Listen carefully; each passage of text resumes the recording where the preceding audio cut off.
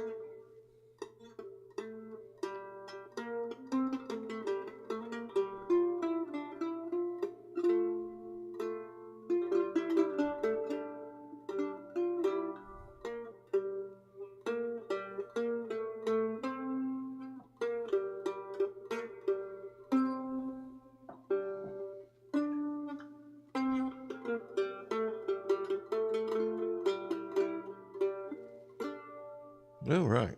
Yeah. Thanks for indulging me. Oh, sorry about that. Let me turn that darn thing off. There we go. Let me drop this thing back here.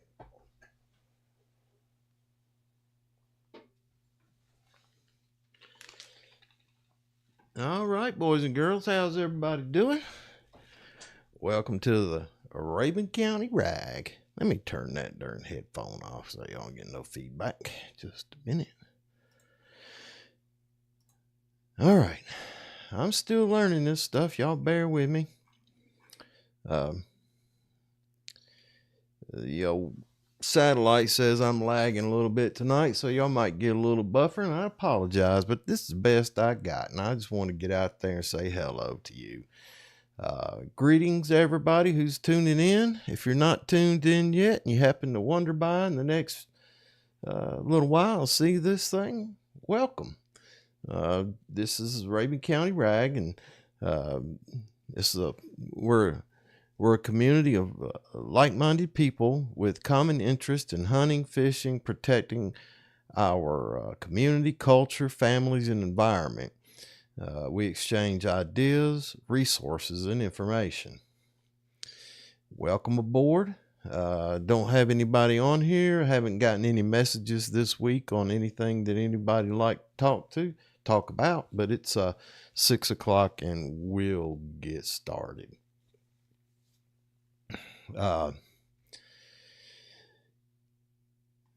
I hope everyone's had something to be grateful about this past week. I know I have. The weather's been absolutely beautiful thus far this week. I've had ample chances to exercise and did a little gardening work and trying to get some flower beds ready so that my wife can enjoy the beauty of her home without me having to go to the grocery store or florist as often.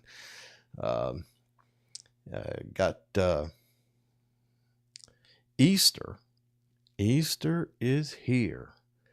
Good Friday. I want everybody to pay attention to their liturgical calendar this year, especially you Christians.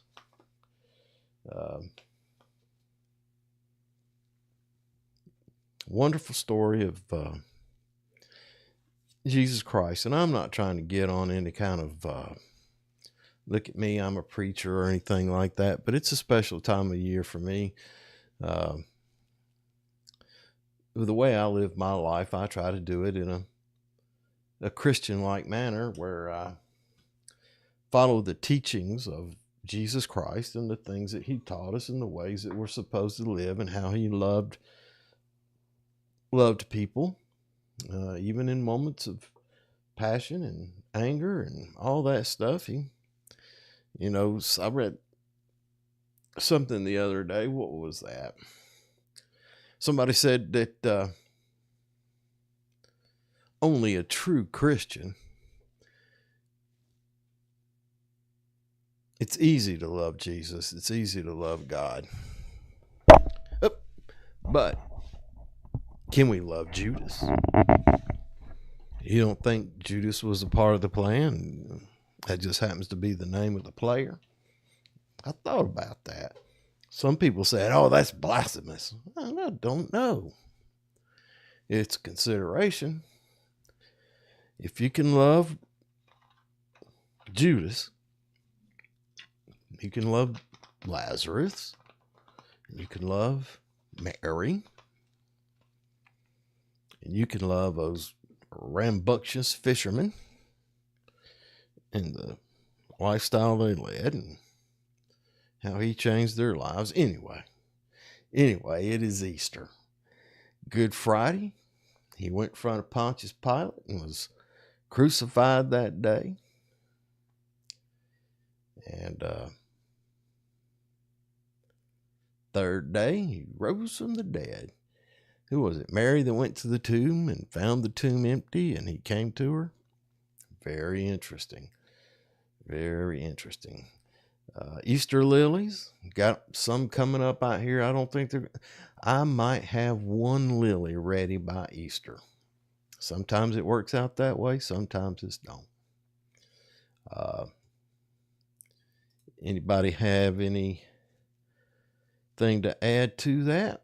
Give me a comment. I'm cool with it. I think that, and I'm not here to talk about me. I'm here to talk about the county. But the thing is, we're supposed to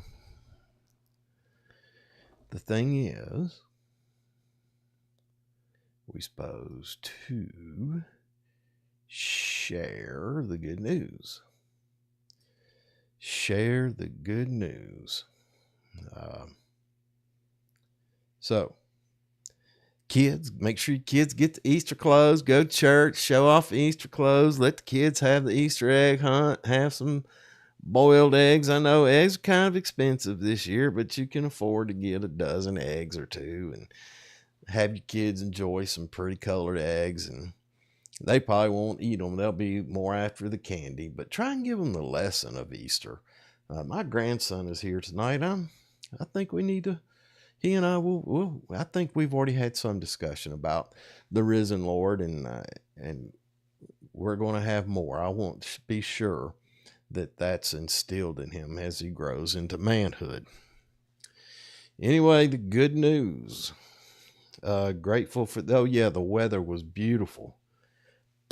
It's been a couple days up there, and I've got 1, 2, 3, 4, 5, 6, 7, 8 beds around here for, let's see, 1, 2, 3 of them are for flowers, wildflowers, zinnias. Zinnias are easy to grow. They're great. You plant them and they grow and flourish and probably poor soil, and then let the seed heads stay until they're dry well into the winter, and then pick those seeds heads and save them, and then crush them up, break the seeds off the seed heads and plant them again. It's an easy way, especially when you look at how much they want to charge you for zinnia seeds, a little package, $2 or $3, and one zinnia flower will give you more seeds than they allow in that package. So manage your affairs, manage your garden. But anyway, the good news is that it's been a beautiful week. Went for a walk along the river a couple of days, and boy, working in that garden, I promised myself, I got gardening to cover here in a minute. Bears, they're waking up and they got a hunger. They're being spotted every which way now. So as you're out there, be aware. Make sure you don't leave any kind of food out for them. If you're camping or even around your house, they'll try to get into your bird seed. They're hungry. And so don't leave anything enticing to draw them in. They have very good noses. If you looked at the length of that snout they got, they've got plenty of olfactory senses in there, so they could pick up a lot. So keep the place around your house cleaned up. Don't allow any food scraps out there. Now, I got a compost, and I throw onion bits, green lettuce, eggshells, and I rarely see them in there, and it's pretty far away from the house. And if I see them, I'll step out there and give them a ping with the Red Ryder BB gun. It's not going to pierce the skin, and yell at them at the same time. And that normally runs them off, and I won't see them again maybe till fall. And, a bear's territory is pretty big. Some years we've had 3 different bears come through here with their offspring. Just try and keep them shook off. They'll learn when you associate fear and pain together.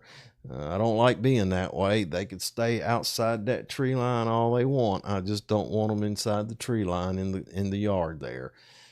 Some lady, I posted one on a YouTube site, and some lady says, "Oh, you mess with that poor bear. It's just trying to live." And I'm like, lady, I got several acres here, and my house only sits on maybe 1/8 of an acre. If that's not sharing, I don't know what is. All I want is him to stay off this little 1/8 of an acre lot. The other acreage he can wander through, wander by, wander in. It don't matter to me. So, y'all be wary of those bears out there. And if you're camping, a funny story. Youngest daughter. We go camping. Talking to her mom. She was my wife's idea of roughing it as a Holiday Inn. And we went camping one time before we got married. Took the girls, and I warned them. I said, "Don't leave anything out here. It will draw bears." And we were way up in the woods, and her mama bought these little skinny plastic bottles with like a butterfly on the top, and you twist it off, and it's loaded with sugar water. Well, she had one of those, and she just threw the bottle in the back of the truck instead of putting it in the trash receptacle.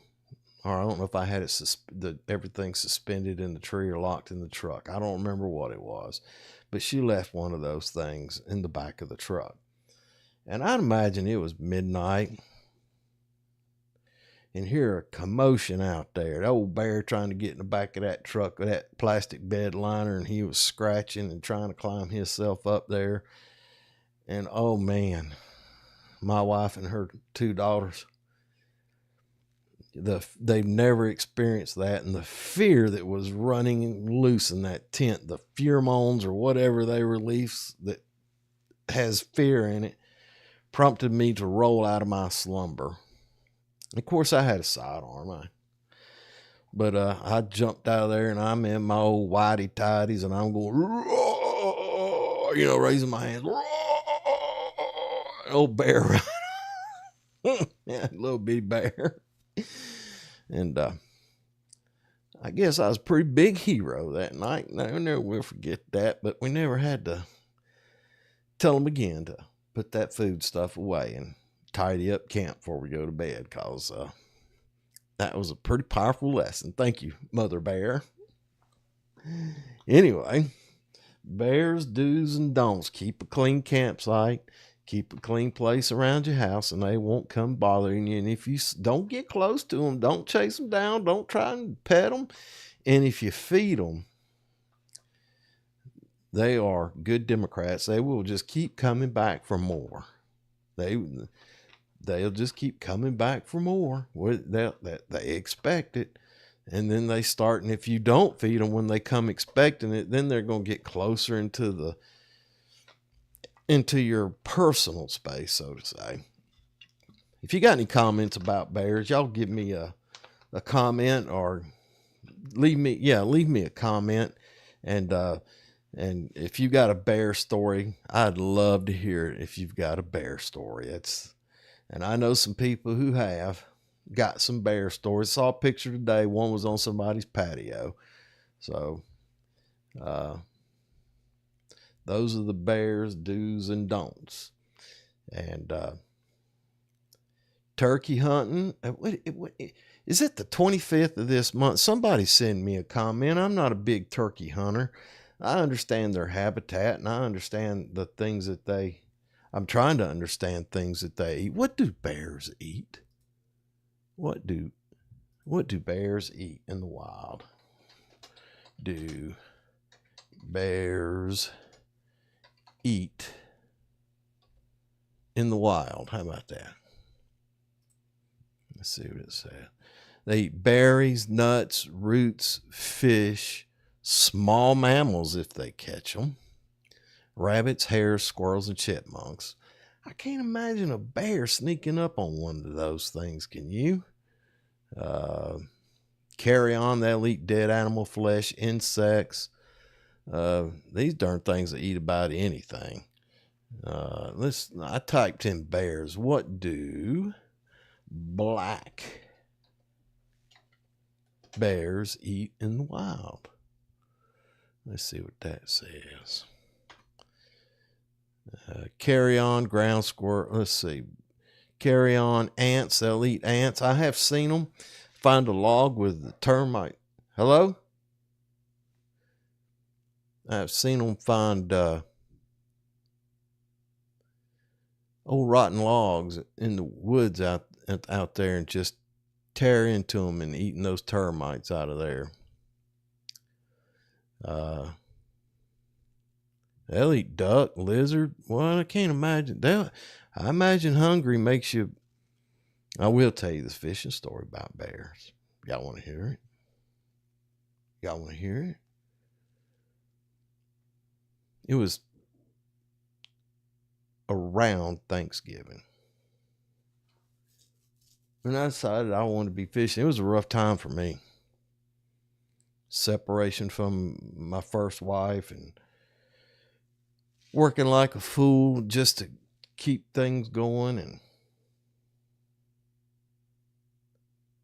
trouble everywhere, and a troubled mind. I had this old Buick.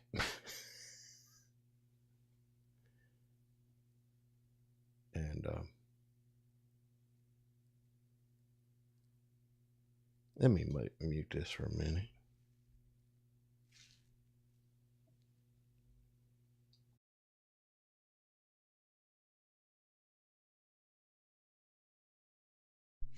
Sorry about that, folks.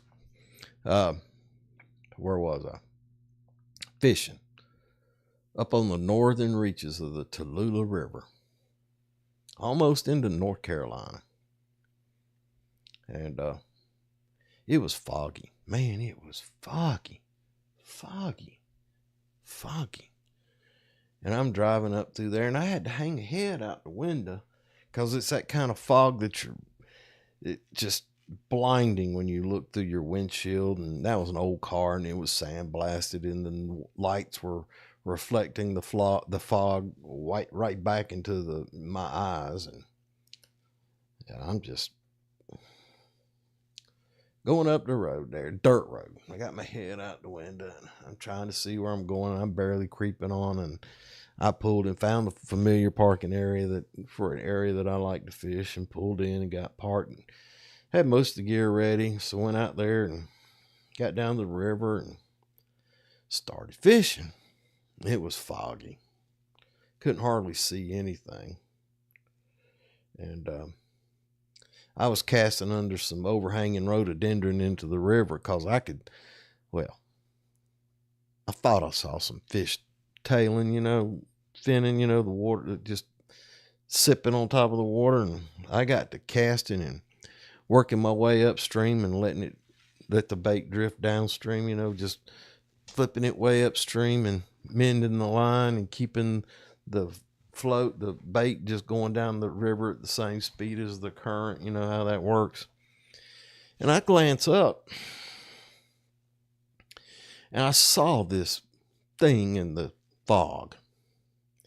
looked like an old tree stump, a wind blow or something that had come down. And it'd been a while since I'd been there, and the landscape changes from time to time, and I couldn't remember, and I didn't pay much attention. And so I kept fishing upstream, probably for about, I don't know, 50, 60, maybe 80 yards. It's hard to say in that kind of weather. And as I go to cast, I look down at what I thought was that stump, and it was a bear just sitting there. And Lord, I took off at a high rate of speed, and something was hitting me on my back. I thought that darn thing was scratching at me, trying to catch me, take a bite out of me. And y'all ever seen them old sci-fi movies where they're in a spaceship and they hit the go button, and all of a sudden all the lights go past your head, turn into blurs? I was in a foggy blur where the trees were blurred into the background. And what really got me, what really, really scared me, is I could hear a 12-year-old girl screaming. And that little reel I got holds about 70 yards. So about 200 feet, when it ran out of line and it snatched me out of the Doppler effect, I realized that little girl I heard screaming was me.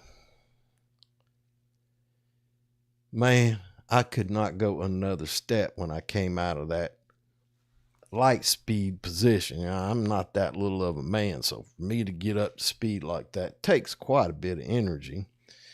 And it has to, like a big battery, you have to give it a burst. And I didn't have no burst left. That son of a gun was just going to have to eat me. And I sat down there, man, sitting there on that bank in that fog. And my fishing waders, I got them kind of soles that kind of clip on and clip off. And I had lost one of them soles in the progress. And I kind of reeled it in, working back toward the river there, found it. And I got back down to the scene of the crime, and it must have been, I don't know how long it was. It was a good while in my mind. And I made courage, and the sun was coming up and the fog was fading, so things were improving. I could see a little further, and I got up there.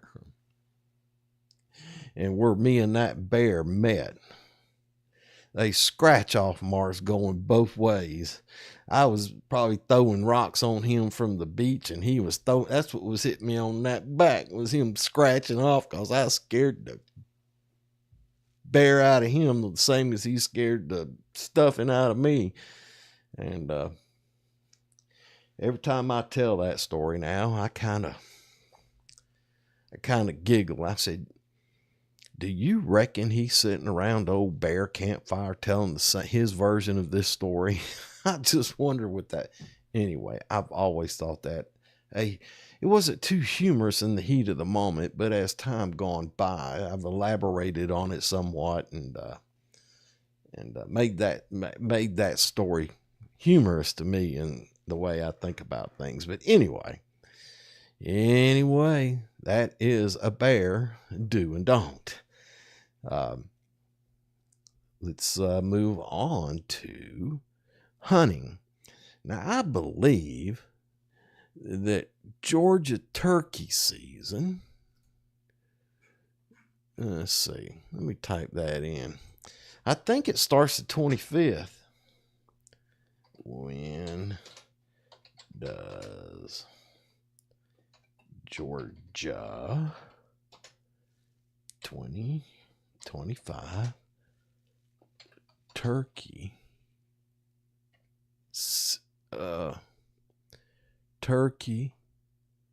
back up one season start? Let's see what that says. I think it's the 25th. No, the 29th. There's a couple special hunts in there. But that 29th is for private land and on public lands, including wildlife management areas and national forest land on Saturday, April 5th, Statewide, Georgia turkey hunting season opens on private land on Saturday, March 2020, Saturday, March 29th, 2025, and on public lands, including wildlife management areas and national forest land on Saturday, April 5th. And how long does it go now?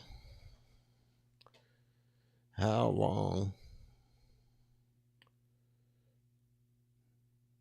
Let's try that. Wow, let's do this. When does end? Let's see what that says.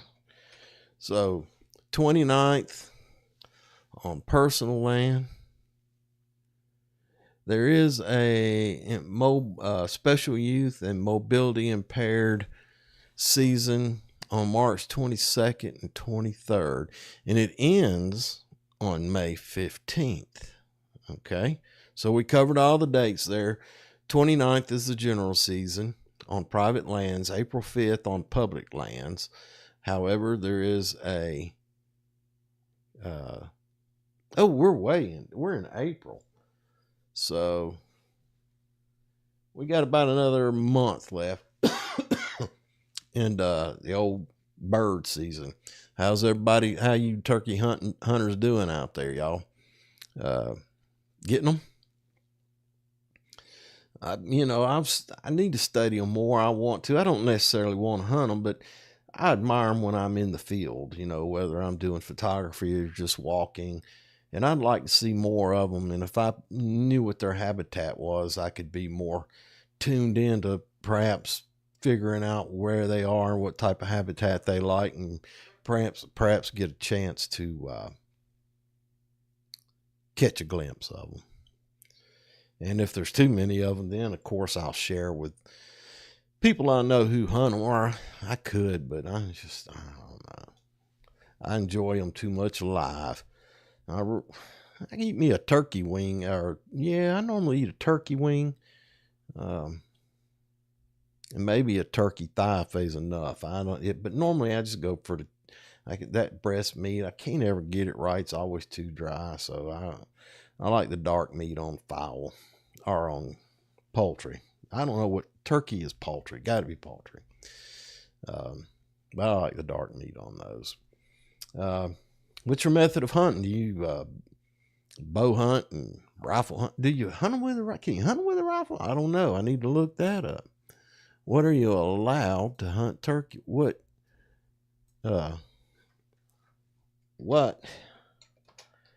weapons? If you know and you're on here, send me a message.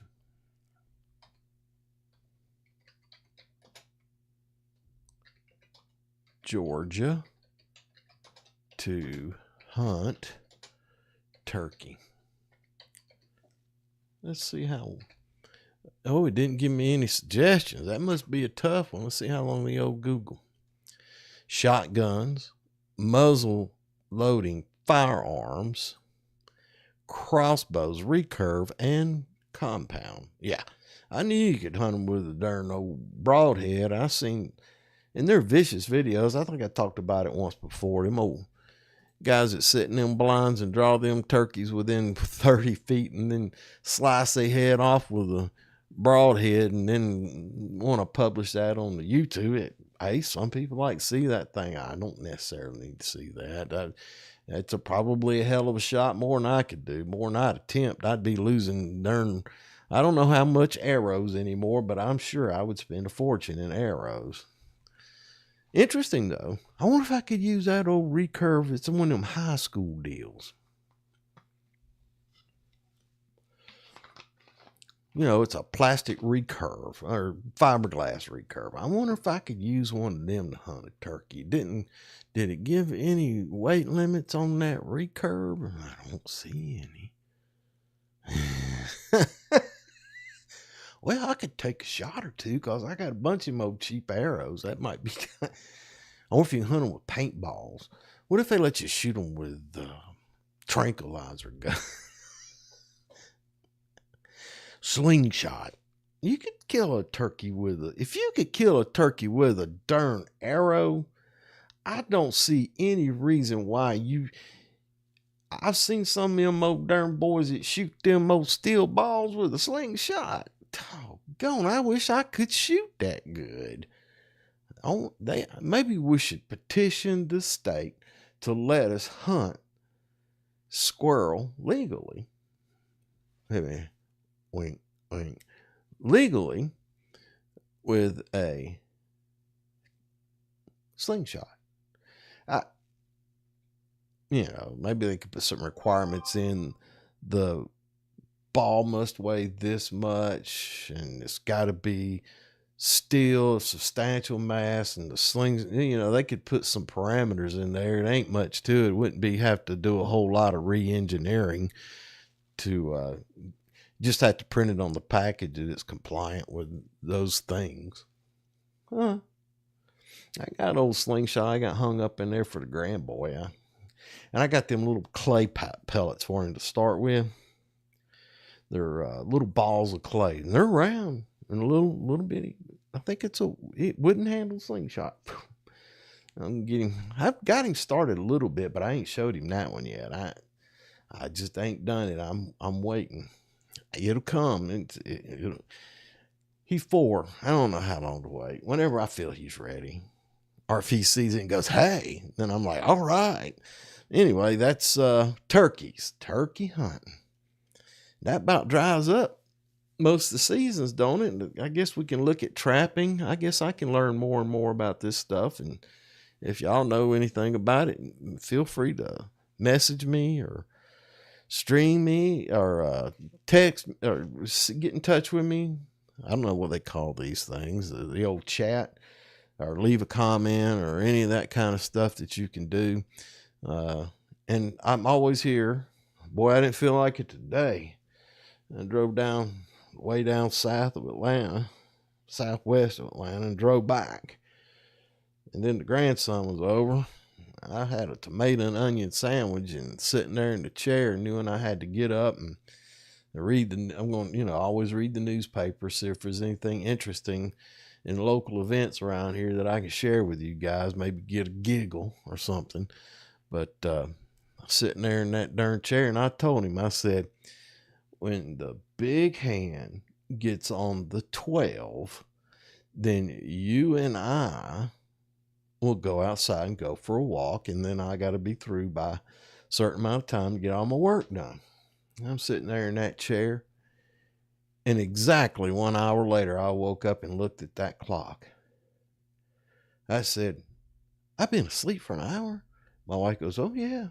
I said, "Doggone." So I said, "Come on, boy." And we went outside there, and he chased down old grasshopper. He's still a little leery of that thing. He wanted it real bad, but he just wasn't sure about putting his hand on it. And he gave it 3 attempts before that thing finally got away from him. Rode his tricycle around the board, tricycle motor. And he didn't feel like eating no collard greens today, so we went wide of that collard green patch. He says, "I don't eat no collard greens today, Pawpaw." Nana says it got something on them where I would let him pick them and eat them without washing them, and that rubs my wife the wrong way. And she told him that you better wash that stuff before you eat it, and we've made him deathly afraid of his mother and Nana. His daddy has made him respect his mama and do as she says or else. And I enforce the same stuff with his Nana, because I don't want to be micromanaging the 3 or 4 year old. I'll try and manage them when they get old enough where they can wipe their own butt.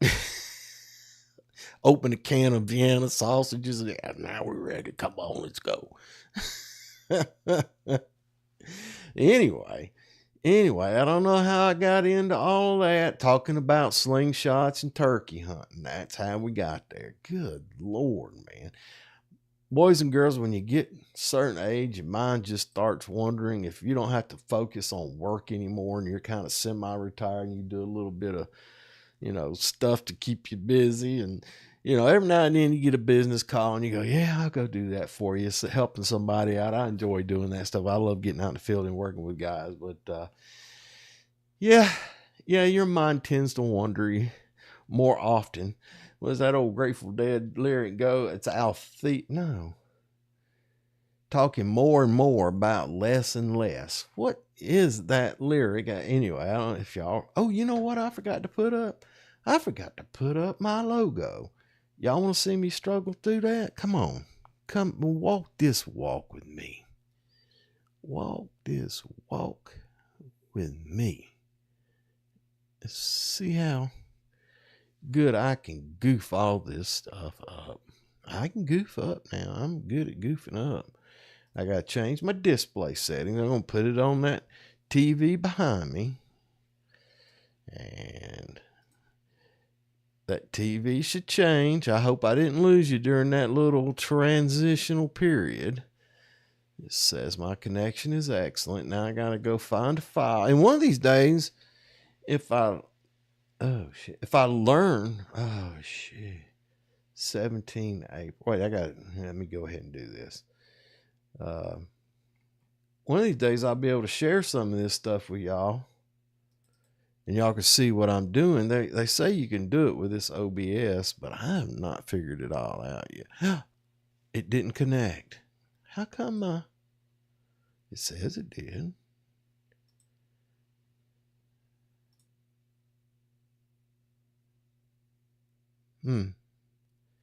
Well, what did I just do? Let's try it again. There we go. All right. Move that over. All right.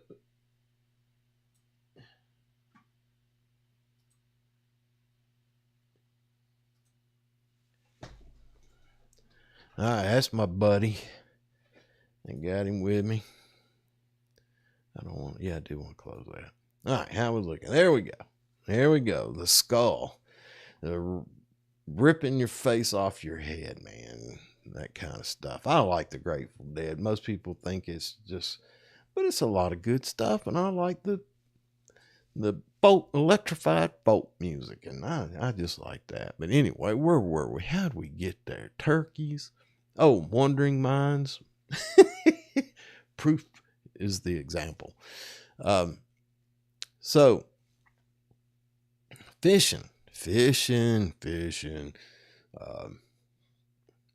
I've been walking a stretch of river that I'm unfamiliar with maybe the past couple weeks. Walk about a mile of it, both sides of it, because there's a bridge I can cross in. I'll walk upstream or downstream and swap it up and go the other way. And I get a couple miles in doing that.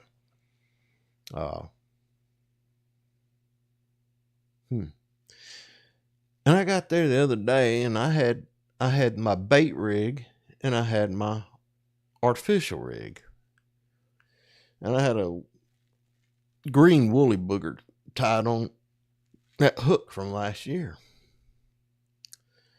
And so I got to fishing that thing, and before you know it, I'm a darn mile away from the truck, and I didn't want to go. I had gotten some worms, and of course it's still too cold for crickets, and of course I saw a couple in the yard out there today. But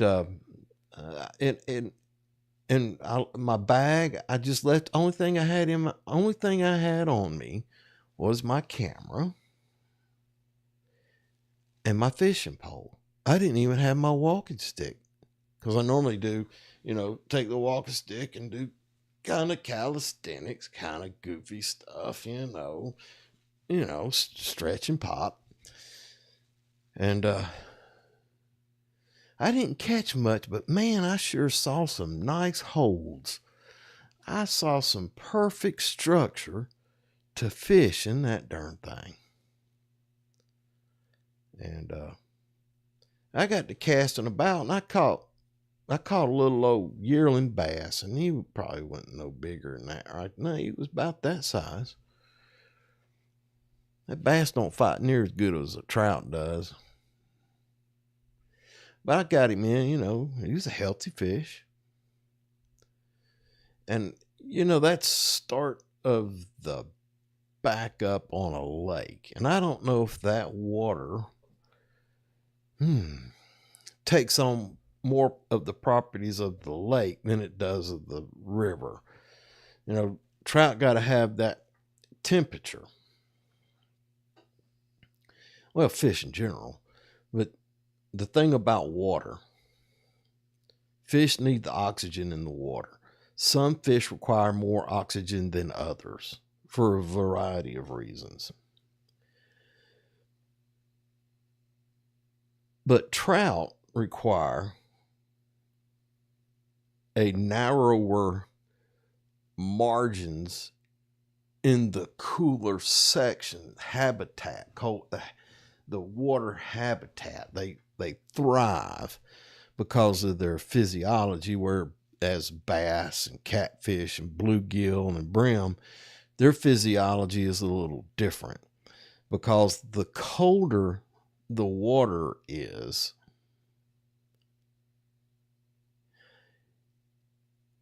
I believe the oxygen density is higher. But it's cold and it's harder to extract. And I may have this backwards. If somebody wants to correct me on this, feel free to, and I can review it. But in principle, the way I understand it, and I think it's below 67, it might be 65 degrees. Above 65 degrees, trout don't like it. They will try and stay in cooler waters, or they normally perish. But in that 62 or 67 degree and below, they thrive. But the oxygen is so dense in the water column that it needs agitation to create dissolved oxygen in the water. And so trout want two things.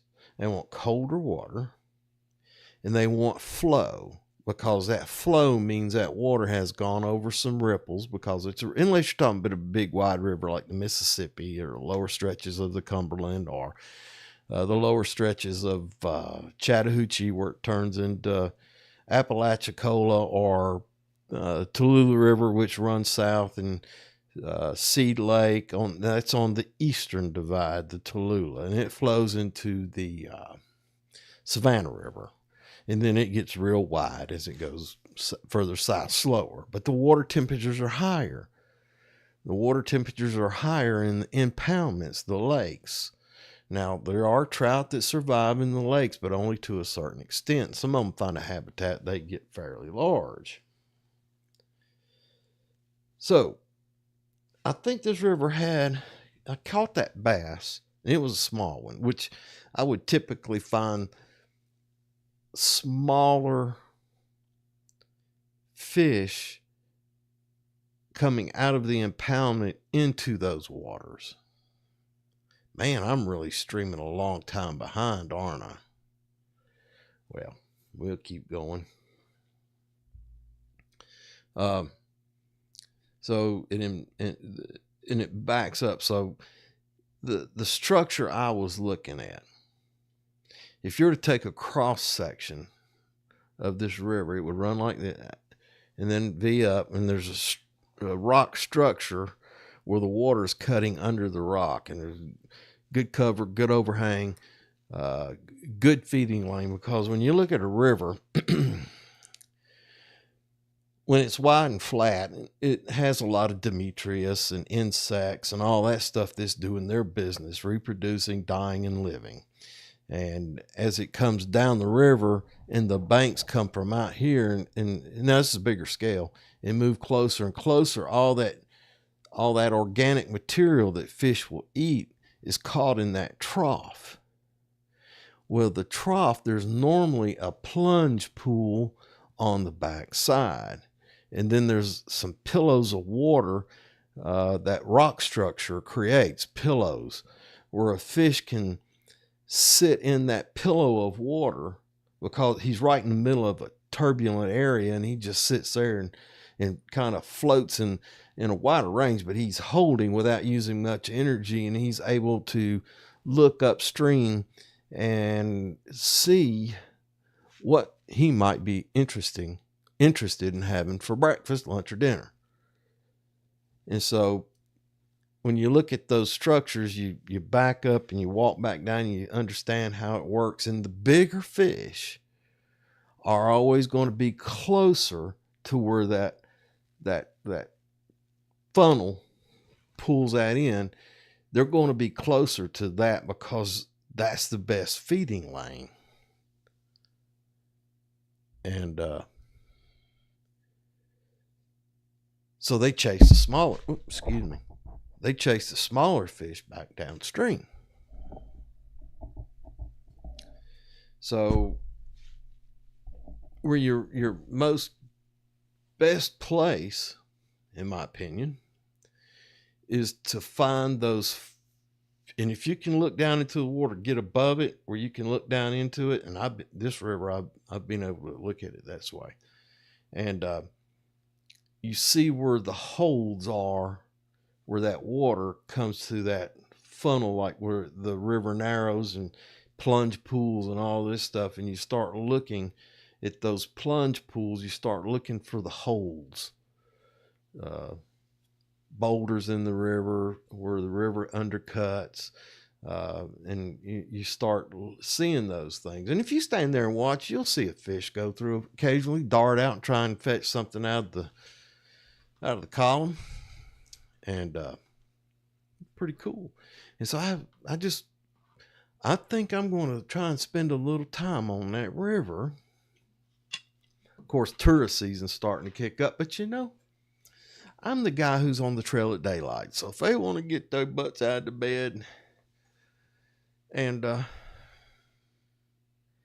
I've also discovered that if I were to fish for meat, I know where to do that, man. I can go catch them darn stockers and have my limit in a half a day. More than likely, especially if I follow the stocking truck in, especially if I read the stocking schedules that used to be published, and I'm sure they are still. You can catch meat fish, and they always stock before the tourists get here so the fish can settle in. Them old local boys, I'm going to cut down on my grocery bill. My limit's 8 a day. And they go get them. And them damn old stalkers, they so dumb. All they know how to eat from their duration in the ponds is some concoction of cornmeal pellets. And I showed you, well, that was a mistake. Somebody send me a comment if they'd like to see my, what I fish with. Just send me a comment if you're watching this. Say, hey man, do another episode where you're showing your fishing gear off, and remind me, and I'll do that. But that's all they know how to eat. And then you throw the numbers of them in there. They disrupt the feeding pattern on the bigger fish that winter over. A big fish that's been in there a full year or a full 2 years, survived, learned how to eat properly. Well, that population of fish, it scares him. He'll get aggressive eventually when he gets hungry enough. And to catch them, God, there's so many things. It's do they feed prior to the pushing front, or do they feed at a receding front, or both?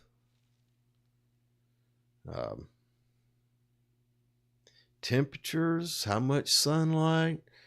You got to consider the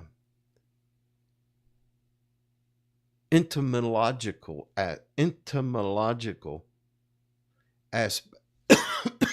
aspects of the riparian environment. Also, the invertebra.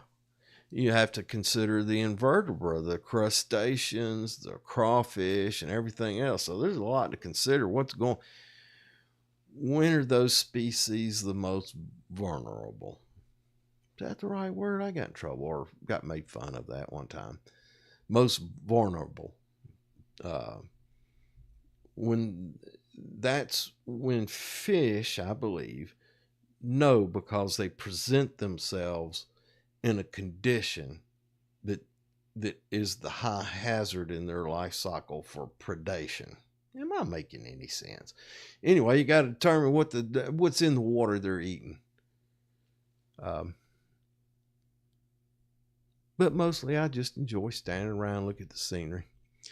Anyway, how about them bass? I talked about that little bass I caught. I think maybe I talked about it last week. Son-in-law went after dinner, and yeah, I guess it was.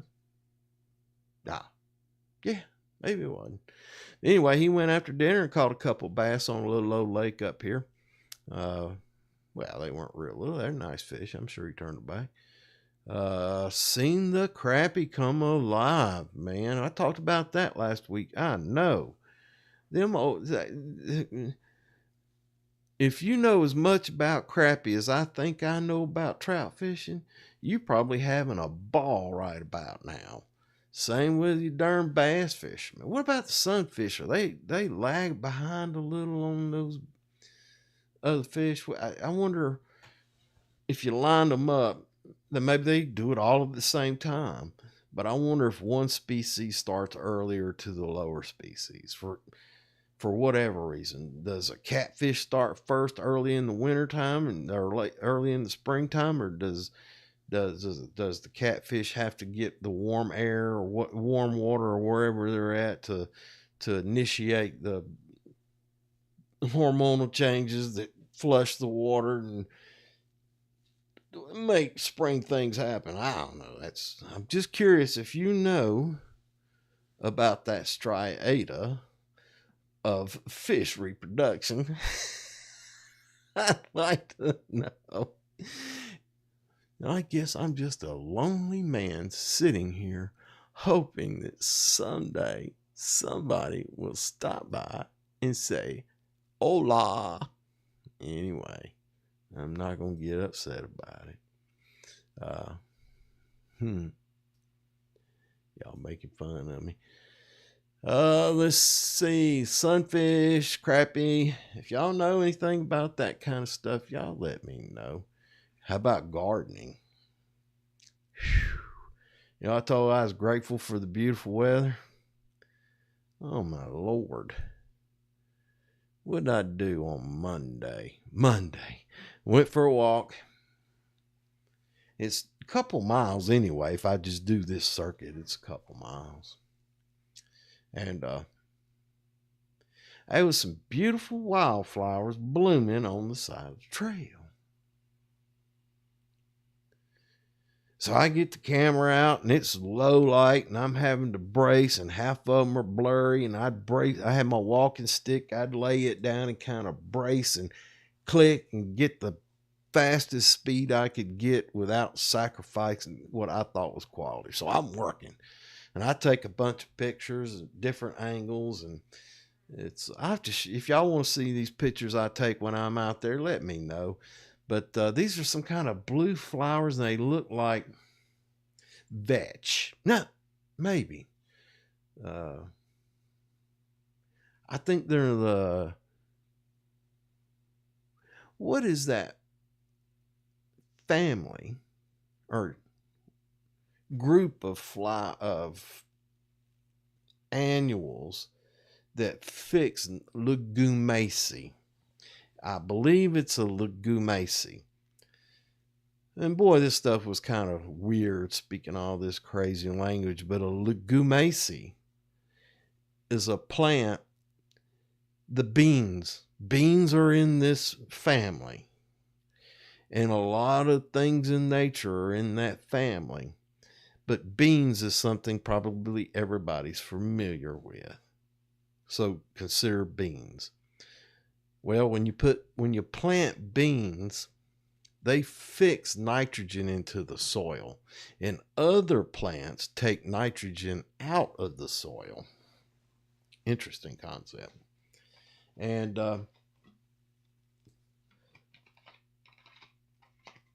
this year, last year I read up on it and I thought about it, and I'm not sure what the pH was in the garden and blah, blah, blah, blah, blah.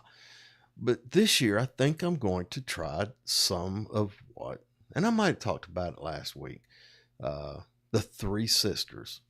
It's an Indian technique of planting where you'd plant beans,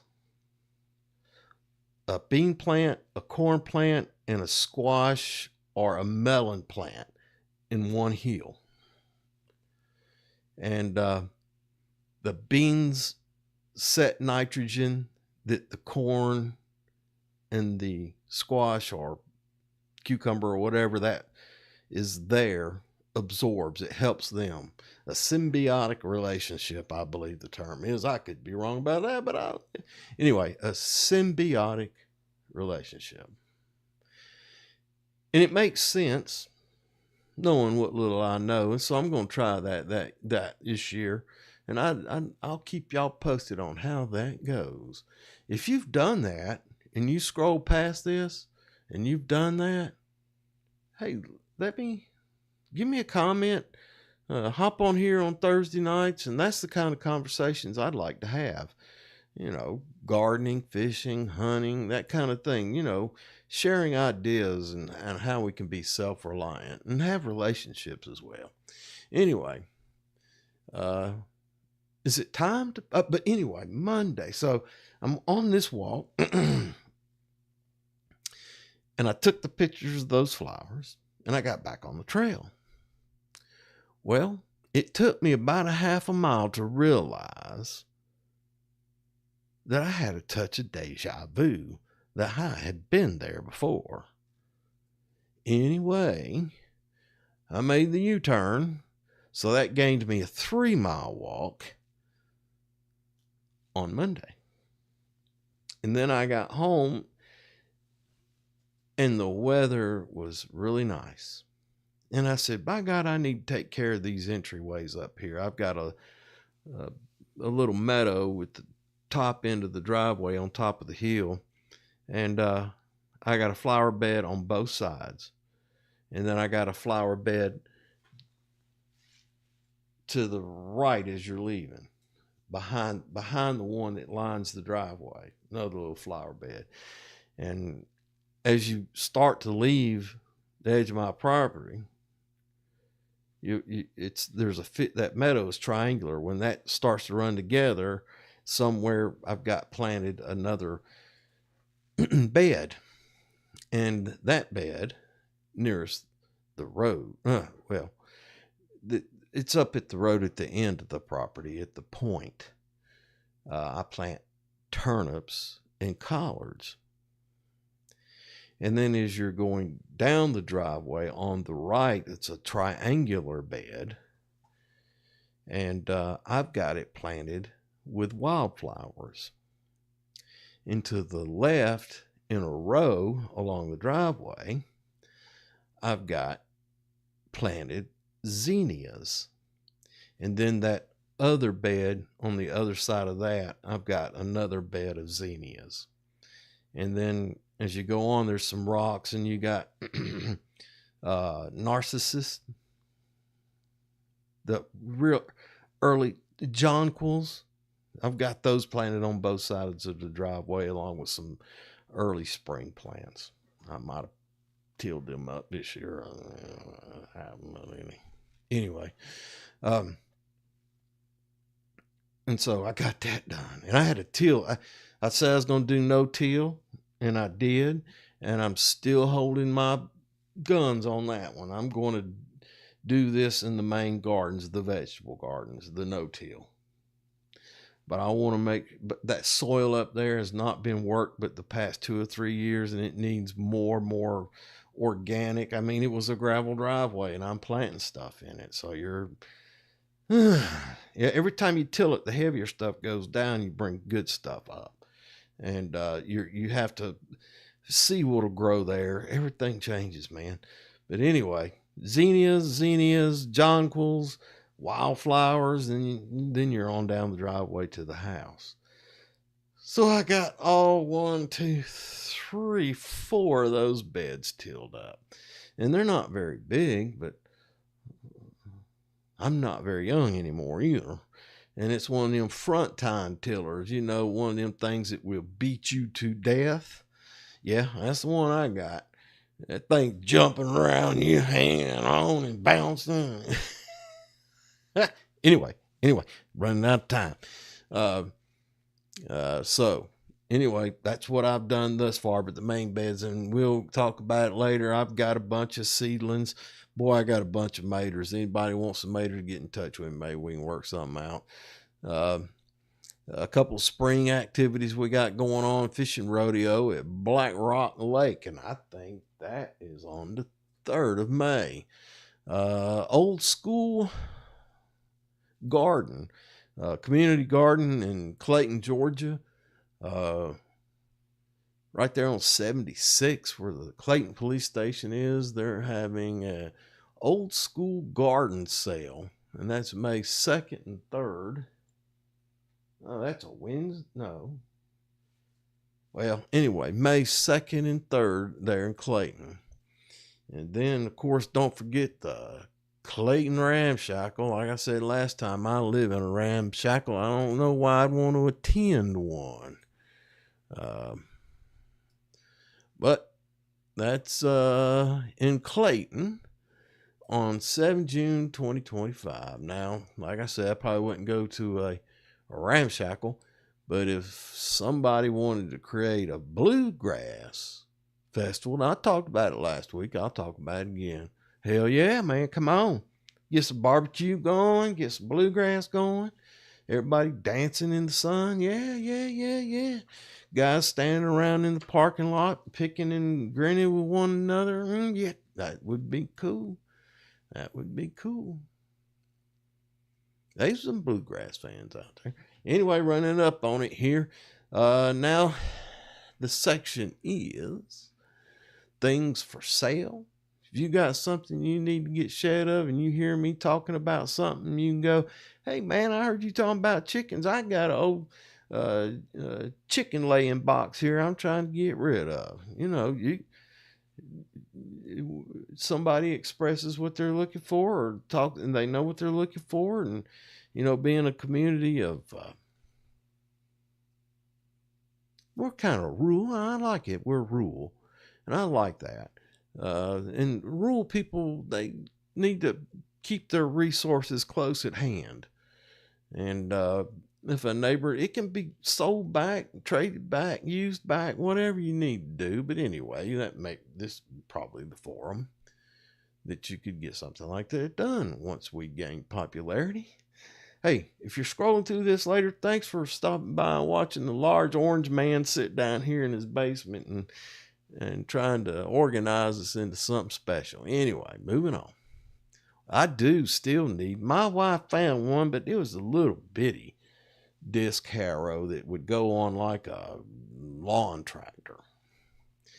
I want one of them harrow discs that is, the big ones. I'm going to put some handles on that thing and fill that hole in the middle, and I'm going to turn that thing into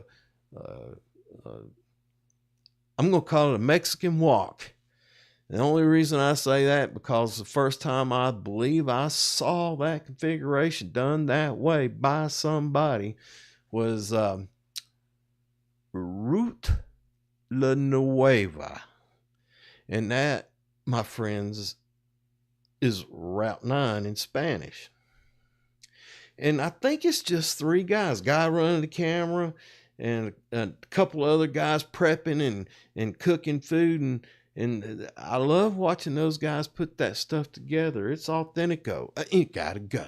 But if you know anybody's got a disc harrow, send them my way. Mulch hay. And it's okay if it's got manure with it. I just need something to start composting to get, and something to mulch my garden. The 3 sisters gonna need some mulch. I want to take good care of them girls. Anyway, it looks like that's it for tonight. Hey, leave me a comment when y'all see this thing. I'm just building content and learning how to do this thing. I'm having a ball.